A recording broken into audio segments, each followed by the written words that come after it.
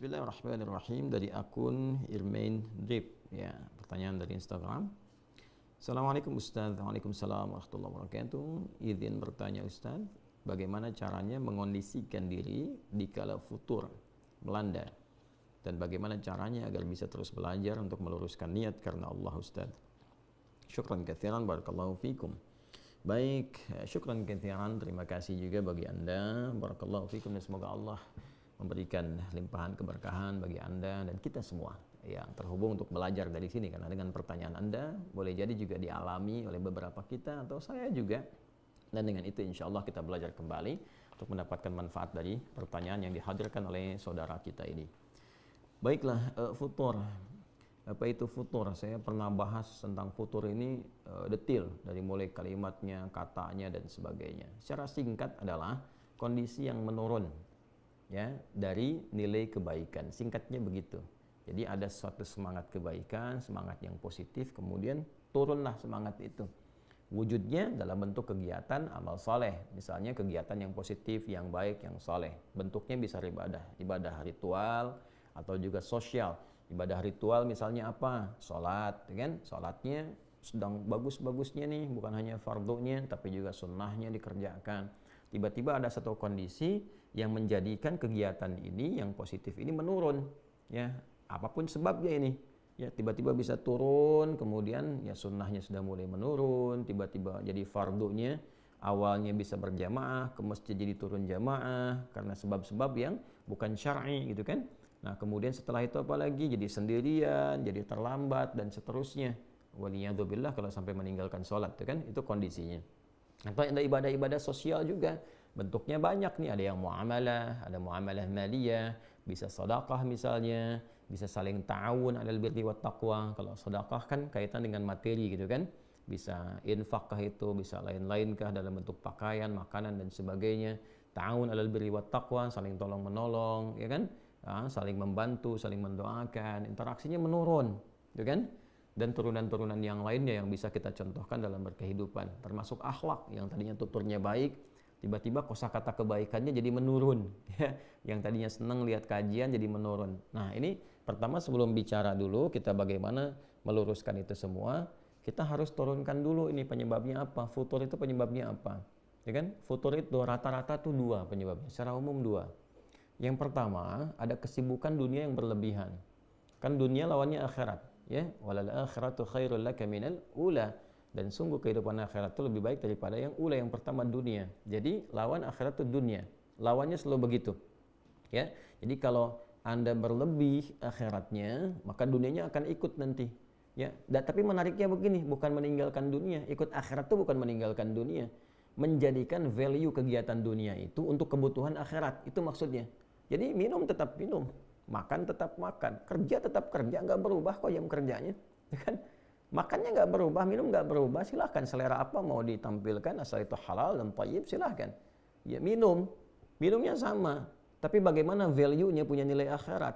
Khudh biyaminika ma yalik, ambil dengan tangan kananmu yang paling dekat denganmu. Sambillah, sebut bismillahirrahmanirrahim. Jadi begitu akan minum, bismillahirrahmanirrahim, minumannya sama, menghilangkan haus juga. Sesuai dengan selera kita bisa pilih, tapi kalimat bismillahirrahmanirrahim menjadikan itu bagian dari ibadah, kan?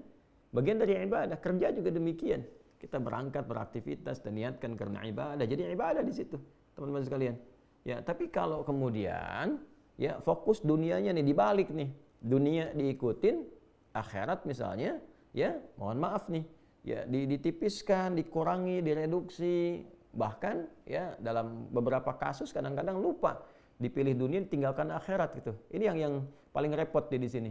Akhirnya apa? Ketika porsi dunia yang terlampau tinggi, ya, pekerjaan, mencari pekerjaan yang bisa menunda waktu sholat, ya pasti futur, ya. Ya, padahal Anda tahu Allah pemilik rezeki, kan? Allah kan pemilik rezeki. Yang ngasih rezeki siapa? Allah. Kenapa nggak ngikut aturan Allah? Begitu diikuti, Allah berikan rezeki yang membahagiakan, yang menenangkan. Anda tinggalkan, itu capek Anda, lelah. Ya, makanya kerja tanpa ibadah itu pasti lelah. Berangkat lagi, kerja lagi, kerja lagi, kerja lagi, kerja lagi. Itu kan ujungnya capek, lelah. Tapi kalau diniatkan ibadah, ibadah itu kan menenteramkan jiwa. Ibadah itu konsumsinya, konsumsi apa? Konsumsi hati, kan? Makanya iman itu kan di hati. Nah, hati itu kan sumber perasaan yang menggerakkan semua bagian tubuh kita. Dia yang memerintahkan ke akal untuk berpikir. Dia yang menjadikan rumusan akal diterjemahkan ke bagian tubuh untuk beraktivitas. Makanya kalau hatinya gelisah, akalnya nggak akan tenang, pikirannya pasti kacau. Hati gelisah, pikiran kacau. Dan tindakan itu nggak akan teratur, nggak akan terukur. Karena desainnya begitu, penciptaan kita itu seperti itu. Dari hati, kemudian naik ke pikiran, baru kemudian ke bagian tubuh kita. Jadi kalau hati bermasalah, pikirannya pasti akan salah. Hatinya dengki, pikirannya pasti akan kotor. Ya, tindakannya pasti akan meracau, pasti nggak bagus. Sumbernya di sini, ya, dalam jiwa kita. Karena itu agama datang untuk membimbing jiwa, menertibkan akal, dan mengarahkan bagian jasmani kita untuk berbuat yang benar. Itu keindahannya. Maka gampang cari agama yang benar tuh. Lihat aja, apakah ajarannya menuntun 3 bagian ini secara optimal atau tidak. Ya, lalu semuanya jadi penghambaan kepada Allah. Nah, itu poinnya teman-teman sekalian. Jadi kadang-kadang mohon izin ya, sebagian dari saudara-saudari kita dalam berkehidupan yang tinggi tingkat penggunaan akalnya, tapi tidak mampu menggunakan akal itu untuk memahami agamanya. Ini yang jadi tanda-tanda besar nih. Untuk dunia cepat sekali, rumuskan ini, rumuskan itu, tapi pada akhirnya apa? Gelisah, capek. Terus pekerjaan di akhirnya cuma nanam-nanam tanaman yang sederhana, nanam kangkung, cabai untuk menghilangkan stres saja. Terus ada yang menghilangkan, ya bahkan nyawanya, na'udzubillah min dzalik gitu kan. Setelah itu, kenapa? Karena ada yang nggak terpenuhi. Nah, jadi kalau Anda bekerja sampai lelah, capek, sampai tiba-tiba kemudian juga ada kondisi ini mulai tertinggal, itu tertinggal, mungkin dunianya berlebihan. Ya, sedangkan yang repot begini, yang repot itu kan kita sadar betul akan meninggalkan dunia. Nah, ini poinnya. Ya, kan orang cerdas itu kan orang yang bersiap pada tempat yang akan dia tuju. Anda sekarang, misal saya dari Bekasi nih sekarang, insya Allah saya akan berangkat ke Bengkulu. Berarti saya kan menyiapkan berbagai hal kan, supaya bisa berangkat. Ya kan? Menyiapkan untuk akomodasinya, menyiapkan untuk tempatnya, menyiapkan untuk perlengkapan berangkatnya, nanti pakaiannya pakai apa, di jalan bagaimana, kan? Persiapannya untuk kemana? Bukan untuk tinggal, untuk berangkat. Untuk berangkat. Sehingga di tempat yang akan kita tuju nyaman, baik, tenang, dan sebagainya. Nah sama, kita ini kan mau pindah, mau meninggalkan dunia. Makanya nanti diumumkan telah meninggalkan dunia ke tempat baru. Ya, maka orang cerdas, dia akan menyiapkan bekalnya. Bagaimana dia berkehidupan di dunia, saat bersamaan dia kumpulkan bekal untuk kehidupan selanjutnya. Untuk tujuan akhir, yang dia mau berangkat ke sana. Nah kita kan sekarang sedang mencari bekal untuk berangkat ke situ. Itu perjalanan terakhir kita tuh. Ya, ini kan kita pergi-pergi nih, dunia, pergi. Untuk apa? Untuk menyiapkan bekal, cari petanya nih. Ya ini yang harus saya siapkan, di sini saya siapkan. Untuk apa nih dikumpulkan ini? Supaya kita bisa kembali pulang, berangkat ke tempat terakhir nih. Ya, pelabuhan kita yang paling akhir. Kan seperti itu konsep hidupnya. Ya. Nah, kan tiap tahun diajarkan mudik tuh ya, mudik ke tempat asal. Tempat asal itu ma'ad namanya. Ya, ma'ad. Ya innallaha laradduka ila innalladzi farada 'alaikal qur'ana laradduka ila ma'ad. Ya, kan demikian Allah menyampaikan dalam Al-Qur'an. Sungguh yang telah Muhammad sallallahu alaihi wasallam yang telah memberikan kepada engkau petunjuk dari Al-Qur'an, memfardukan engkau, mewajibkan mengikutinya, menerangkan kepada umatmu, menjelaskan, mencontohkan, akan mengembalikan engkau pada tempat kembali. Ya, makanya Ibnu Qayyim Al-Jauziyah mengarang kitab Zadul Ma'ad, bekal untuk pulang. Dan itu pasti, ya, waktu kembalinya itu pasti disebut dengan mi'ad. Innallaha la yukhliful mi'ad. Allah nggak mungkin nyalahi janji. Satu saat kita akan pulang. Ya kan? Nah, jadi kita diajarkan tuh tiap tahun, ya, karakternya sifatnya disebut dengan id, ada ya'udu idan, id. Kita kan ada Idul Fitr, kembali kepada fitrah kita, makan kita, kembali kepada kenal diri kita, tujuan hidup kemana. Ada mudik kan, tiap tahun itu ke tempat asal. Nah, apakah orang mudik itu pasti mudik kalau dia nggak punya bekal? Belum tentu.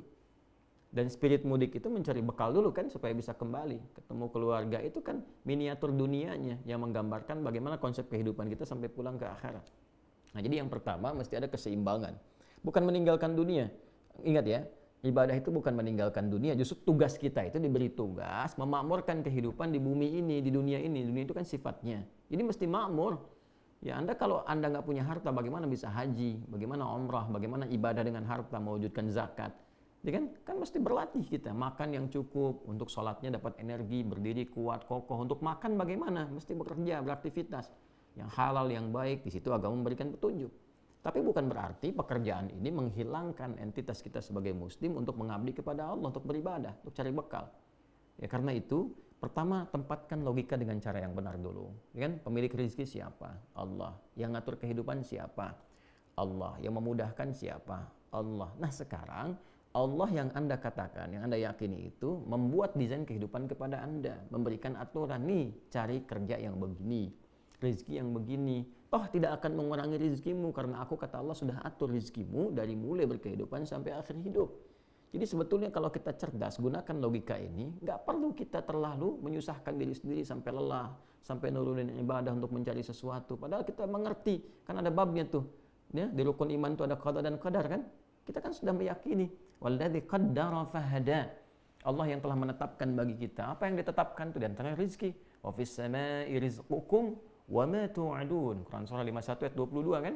Ya, dan di langit telah ditetapkan rezekimu dan dijanjikan akan diberikan.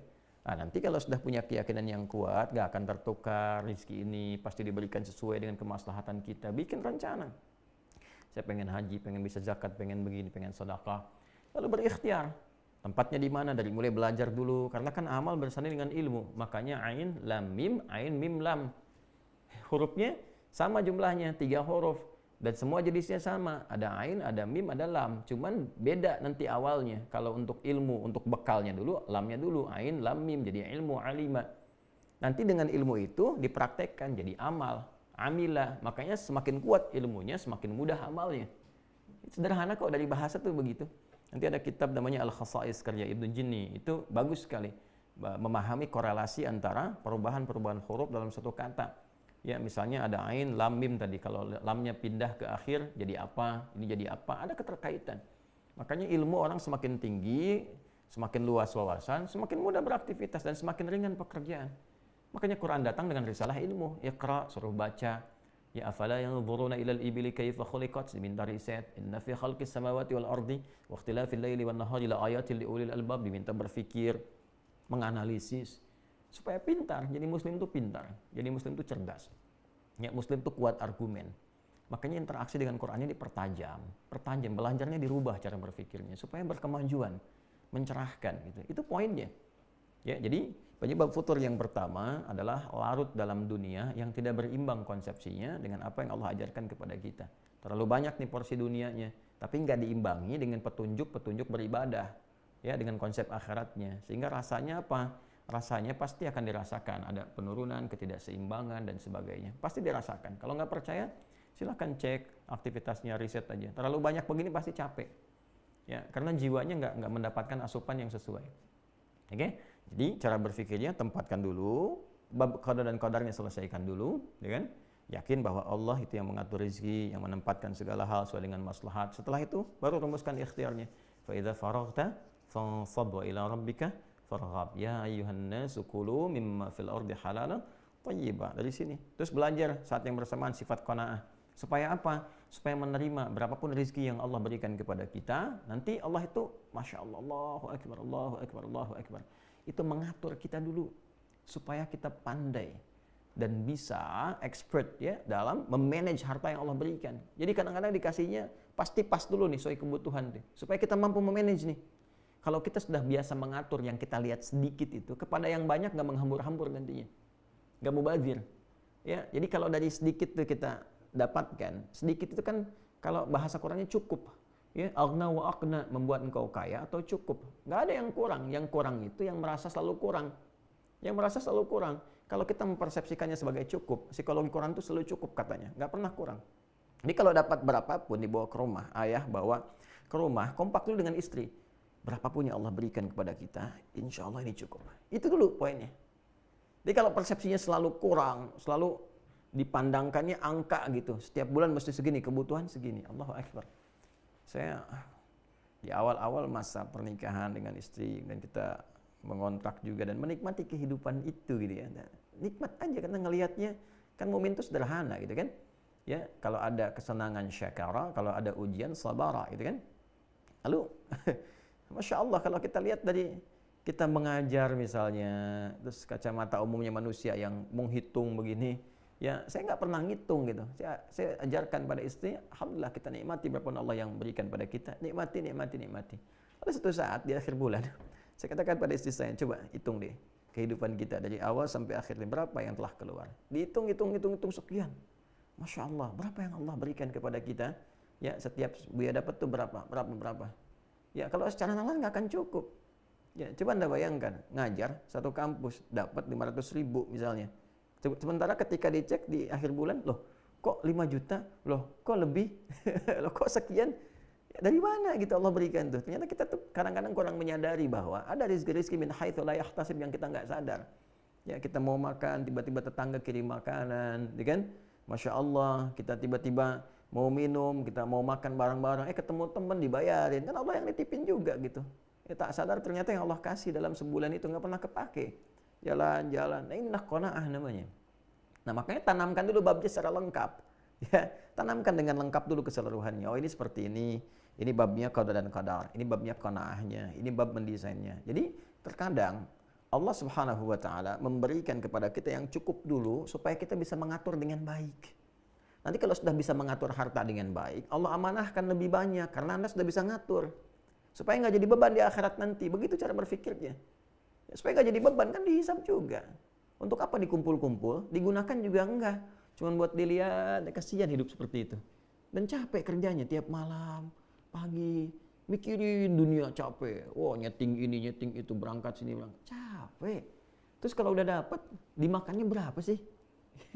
Ada dapat sebulan 1 miliar, yang dimakan berapa? Hah? Terus dikumpul-kumpul juga cuma buat dilihat-lihat, cek, lihat. Buat apa? Ya, Anda tampil ada yang lebih kaya juga dari Anda kok. Terus termotivasi ngumpulin lagi, itu nafsu namanya. Ya, tapi kalau Anda mulai dari ibadah, tata kelolanya jelas. Ya, oh ini yang segini, demikian, ini untuk ibadah, lebihnya begini. Pulang juga nggak repot. Nggak ada ninggalkan keluarga rebutan warisan, berselisih. Tuh kan? Berumah tangga juga terukur. Nggak ada rumah tangga orientasinya harta, rebutan. Ini harta saya, harta kamu, harta saya juga, repot juga gitu. Kalau seperti itu mana kebahagiaan, sakinahnya mana? Ya, mawaddah rahmahnya seperti apa digambarkannya? Maka yang pertama adalah bangun keseimbangan dalam kehidupan dunia, jangan berlebihan juga. Itu poinnya. Yang kedua, penyebab futur itu maksiat. Ya, penyebab futur yang kedua adalah maksiat. Mulai bergeser dari jalur ketaatan. Ya, mulai mata dipakai pada yang tidak tepat. Alih-alih memandang yang baik, memandang yang kurang bagus. Lihat bacaannya apa, tontonannya apa. Kalau lihat di internet, di YouTube, apa yang dilihat. Ya kan? Nah, itu pasti akan berpengaruh karena virus kan. Keburukan itu kan virus yang menyebar. Nanti kalau mata terbiasa melihat yang tidak baik, yang salah, yang soleh sudah nggak sensitif lagi. Ya, kan selalu begitu rumusnya. Kanan dan kiri. Kanan dominan, kiri pasti akan berkurang. Kiri dominan, kanan pasti akan berkurang. Gitu. Jadi kalau yang solehnya itu dominan, yang salahnya ditekan, ya kan? Ya. Tapi kalau yang salahnya dominan, yang solehnya akan turun. Qad aflaha man zakkaha wa qad khaba man dassaha. Quran surah 91 Asy-Syams ayat 9 sampai 10. Demikian adanya. Jadi kalau mata biasa dipakai yang soleh, yang taat, yang maksiat akan anti. Melihat sesuatu yang maksiat itu sensitif. Udah gitu kan? Jauhi, tinggalkan, astagfirullah. Tapi kalau dipakainya pada yang kurang bagus, nanti pada yang baik-baik susah. Ngelihat Quran tuh nggak ada getaran, nggak ada rasa pengen baca, pengen interaksi, dan sebagainya. Ya kan? Jadi kalau bukan dunia berlebihan, maka maksiat. Ya, sama, ke ibadah juga begitu nanti. Kalau salah makan lewat mulut, salah makan nih. Ya, nerima yang haram. Menggunakan yang syubhat misalnya, ya paling minimal kan yang syubhat tuh yang belum diperjelas. Kalau ada syubhat tuh diperjelas dulu, sampai jelas. Bukan langsung ditinggalkan, diperjelas. Ya, baru kalau belum tahu ini jelas atau tidaknya, belum terang, ya, bayyin halal dengan haramnya. Innal halala bayyinun wa innal haram bayyinun wa bainahuma umurun mushtabihat. Yang halal itu jelas, yang haram itu jelas. Di antara keduanya ada yang syubhat. Nah, kalau ada syubhat ini, bukan ditinggalkan dulu rumusnya, jelas dulu, perjelas dulu, ini halal atau haram. Kalau belum menemukan itu, tahan diri dulu, itu maksudnya. Ya kan? Nah, sekarang ada orang dapat pekerjaan nih, kan dia tahu halal dan haram tapi terjebak pada yang haram, terima sogokan, mulai korupsi, boleh ngatur-ngatur, apalagi kalau sudah sistemik, bahaya tuh. Ya, bahaya karena itu menular. Hati-hati, maksiat itu menular. Ya, makanya kalau dikerjakan dengan berjamaah mengikat dia. Kalau sudah mengikat jadi sistem, itu yang paling bahaya. Kalau sudah jadi sistemik namanya. Jadi orang baik pun masuk ke situ jadi buruk. Ya. Nah, maka ini yang penting dievaluasi bagi diri kita itu, tempatkan sesuai dengan tempatnya, diurutkan. Maka tata dari ujung kepala sampai ujung kaki. Kita punya babnya lagi. Bagaimana menata supaya pikiran itu berpikir yang baik. Maka kita punya konsep husnudzan, gitu kan? Supaya tenang. Mata melihat yang baik. Itu ayatnya ada semua nanti. Ayatnya ada semua. Ya, dari mulai dzan itu inna ba'dadh dhanni itsam, awas ada pikiran yang bisa berpeluang menghadirkan dosa seperti suudzon, merencanakan keburukan dan sebagainya, ya kan? memikirkan yang jelek, memikirkan tentang adu domba, namimah, ya qatat dan sebagainya. Dalam hadis tuh hati-hati tuh ya, ada peringatan-peringatan itu. Nah, kemudian apalagi teman-teman sekalian, turun ke mata, Quran surah ke-24 ayat 30 untuk laki-laki, 31 untuk perempuan, kullil mu'minina yaghuddu min absarihim, jaga pandangan supaya nggak salah, supaya nggak futur. Ya, kemudian ke lisan, jaga lisan, jangan berkata yang kotor. Ya ayyuhalladzina amanu la yasraqu min qaum, jangan saling mencela, la yaktab ba'dukum ba'dha, gitu kan? Jangan bergibah, jangan bikin hoax. Wailul lil mukadzibin, celaka kalau berdusta. Jaga supaya nggak futur sampai ke ujung kaki. Nah, kalau tubuh kita sudah terjaga dari yang salah, yang soleh muncul. Itu cara kerjanya, seperti itu kinerjanya.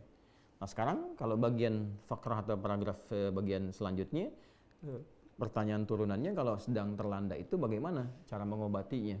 Kan? Yang pertama adalah dengan zikrullah. Zikrullah, ingat kepada Allah. Ingat Allah itu adalah bagaimana mengingat kita untuk menghamba kepadanya. Kan itu hamba. Kalau sudah paham begitu, terus pakai ilmu. Bagaimana desain kehidupan kita ini? Oh, sadar kita mau pulang, kan? Dilihat ma'rifatul insan, kenal diri sendiri. Nanti setelah itu jadi ma'rifatul rahman, maka kita kenal Allah, sang Rahman, sang Rahim. Ya, kita tahu jalan hidup kita, duduk dulu, kenal nih kita mau kemana, kan mau meninggal nih, mau pulang, tanyakan apa meninggal akan dalam keadaan begini, sifat jelek begini, nggak punya kenangan baik, dihujat banyak orang, ke akhirat juga terancam, apa mau seperti ini? Sementara Allah menampilkan sifat rahman, memberikan rahmat. Qul ya ibadiyalladzina asrafu ala anfusihim la taqnatu min rahmatillah. Muhammad SAW viralkan kepada semua umatmu, jangan memvonis diri berlebihan. Aku ini punya rasa kasih yang dalam, perhatian yang luas, jangan putus asa dari rahmatku. Kau mau berubah sekarang aku bimbing, kata Allah, itu begitu. Ya, berubah. Innallaha yaghfirudz dzunuba jami'a. Allah ampuni semua dosanya kalau kau mau tobat. Maka dari situ nanti turun istighfar. Istighfar itu melembutkan hati. Makanya sering istighfar untuk mencegah futur. Istighfar, astagfirullah. Itu untuk mencegah futur. Salah satu kalimatnya itu. Ya, nanti latihannya yang paling bagus tuh, yang paling kuat ke jiwa itu menjelang fajar, waktu sahar. Ya, wabil asharihum yastaghfirun, Quran surah 51 ayat ke-18. Ya, wabil asharihum yastaghfirun. Ya, setelah tahajud menjelang subuh, astagfirullah. Itu lebih kuat ke jiwanya. Nah, nanti terbiasa di lisan. Naik kendaraan, astagfirullahaladzim, astagfirullah. Itu mau balikin lagi suasana kita tuh. Sadar. Nah, setelah itu tingkatkan ibadah dengan ikhlas. Atur dulu pelan-pelan supaya mendapatkan kenikmatan. Cari waktu-waktu yang meneduhkan kepada jiwa, tengah malam, 2 rakaat dulu. Ya, setelah itu witir 1 rakaat, renungkan kehidupan kita sampai kita merasakan sentuhan pada jiwa, keluar air mata, tenang pelan-pelan tuh. Nah, segar kembali tuh. Ya, setelah segar baru tingkatkan pada aspek zikir yang lain. Zikir kan banyak. Ya, dari mulai tadi kalimat thayyibah, kemudian berdoa, doakan zikir. Wadhkur rabbaka fi nafsika tadarruan wa khifatan wa dunal jahri minal qaul. Quran surah ke-7 ayat 205. Sebut nama Allah, berdoa maksudnya. Berdoalah engkau, ya. Berdoa, minta, curahkan suasana hatimu, curhat sama Allah dengan suara yang lirih, yang baik, yang menyentuh kepada jiwa. Itu disebut dengan zikir. Setelah itu Quran disebut dengan zikir. Inna nahnu nazzalna dzikra wa inna lahu lahafizun. Kami yang telah turunkan Al-Quran dengan keagunganku dan aku yang menjaganya, kata Allah. Disebut dengan zikir, mengingatkan kita, meneduhkan kita. Makanya kalau ada persoalan, kita buka mushaf, tenang kan? Yang paling unik tuh begitu dibuka suratnya sesuai dengan kebutuhan. Selalu begitu tuh. Ingat sama Allah. Ingat. Setelah itu salat kan ada. Salat disebut zikir. Wa aqimus salata lidzikri. Quran surah ke-20 ayat ke-14. Kalau sudah nyaman, sudah sadar dengan itu, cari teman yang baik. Ya. Suhbatul ashab itu menemani teman-teman yang sahabat-sahabat yang baik, menyedulu ke akhir, mengantarkan engkau kepada kebaikan. Ya, cari teman-teman yang baik, komunitas yang baik. Ya, misalnya di tetangga cari yang baik-baik, di kantor cari yang baik-baik. Itu menjaga kita untuk istiqamah dalam kebaikan. Jadi saat kita sedang menurun, ini nanti akan mengingatkan. Ya.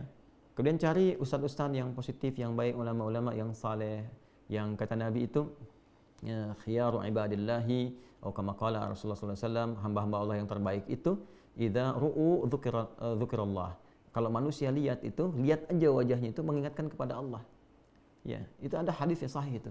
Ya, di antara hamba Allah yang terbaik itu kalau Anda lihat itu, lihat aja itu, terus Anda langsung ingat Allah itu. Ya, mau tobat, mau jadi lebih baik, pengen hafal Quran, pengen tingkatkan sholat, pengen dekat dengan Allah. Karena itu ada beberapa ulama itu yang seringkali kalau sedang futur, dan ulama ada futur juga tuh, ya lemah mengajar misalnya atau sedang jenuh apa. Kadang lihat ulama lain tuh. Lihat, kalau dulu datang ke majlisnya, Masya Allah ke majlisnya, hanya untuk lihat aja, udah gitu semangat lagi pulang lagi. Sekarang Masya Allah sudah ada fasilitas di media sosial, tinggal lihat begini, Masya Allah, energi lagi. Ya kadang-kadang anak-anak pesantren kan tahu ya, lihat syekhnya, lihat gurunya gitu kan. Kita sekarang banyak, figurnya banyak sekali, lihat pengen siapa dan seterusnya. Itu meningkatkan kembali kebaikan-kebaikan. Ya, apalagi punya guru yang baik bisa membimbing, teman-teman saling mengingatkan. Cari teman-teman tuh. Itu yang bisa bikin kita istiqamah. Nah, kalau sudah seperti itu, Allah akan kirimkan penjaga. Ya, fammastaqamu tatanazzalu alaihimul malaikah. Kemudian orang-orang yang qalu rabbunallah, mereka berkata Tuhan kami adalah Allah. Istiqamah di situ. Nah, nanti Allah kirimkan penjaga, malaikat penjaga. Yang pertama bentuknya burhan. Burhan itu penjaga diri kita dari perbuatan maksiat. Jadi pengingat, dalam hati kita ada pengingat. Ya. Nah, ini yang kadang-kadang kalau sedang turun diingatkan, ayo semangat, semangat, ya kan? Ayo sudah azan, siap-siap. Tanpa sadar tuh, kalau udah terbiasa tuh di hati kita ada pengingat, itulah burhan. Menjaga kita dari perbuatan maksiat. Ya, dan ada yang mengingatkan kepada jiwa takwa. Ya, fa'alhamaha fujuraha wa taqwaha. Kalau jiwa takwa otomatis tuh, mau adzan diingatkan. Nanti kalau burhan tuh ada maksiat langsung di dalam diri kita tuh ada pencegah. Jangan lakukan ini, ditimbang lagi. Kadang-kadang kencang tuh, gitu kan? Itu burhan namanya. Laula arwa'a burhana rabbih, ya kan? Walaqad hammat bi wa hamma biha laula arwa'a burhana rabbih, ya. Itu burhan di surat Yusuf kan demikian. Nah, nanti kalau itu kita sudah siapkan, terus konsisten, semua disiplin ilmunya kita dudukkan dengan baik, insya Allah semangat itu akan terus ada. Ya, semangat terus ada. Dan sirah itu dipelajari, sirah. Anda profesinya apa? Jangan membahas yang tinggi-tinggi dulu. Profesi Anda dulu apa? Supaya hidupnya terukur. Ya, terukur, lebih jelas, lebih baik gitu. Dan optimis. Optimis. Nah, hal-hal semacam itu yang penting tanamkan pada diri kita. Jadi kalau kita punya qanaah, terukur, menempatkan sesuatu sesuai dengan tempatnya, maka hidup akan menjadi lebih mudah. Ya, sederhana, mudah, menyikapi setiap kadar Allah itu dengan lapang, dengan nyaman, dan lebih membahagiakan. Walaupun untuk memulainya butuh perjuangan. Dan perjuangan itu biasa. Ya, hidup itu kan seperti itu. La tarakabunna tabaqan an tabaq. Setiap tahap kita akan lalui. Lelah, ya, insya Allah lelah ya, kita hidup buat lelah kok. Ya, nanti istirahatnya saat meninggal. Meninggal kita istirahat. Ya, lelah aja dulu. Tapi kalau lelah diisi sama ikhlas niatnya benar, insya Allah tubuhnya nggak terlampau letih gitu. Ya, tapi kita menikmati apa yang kita kerjakan.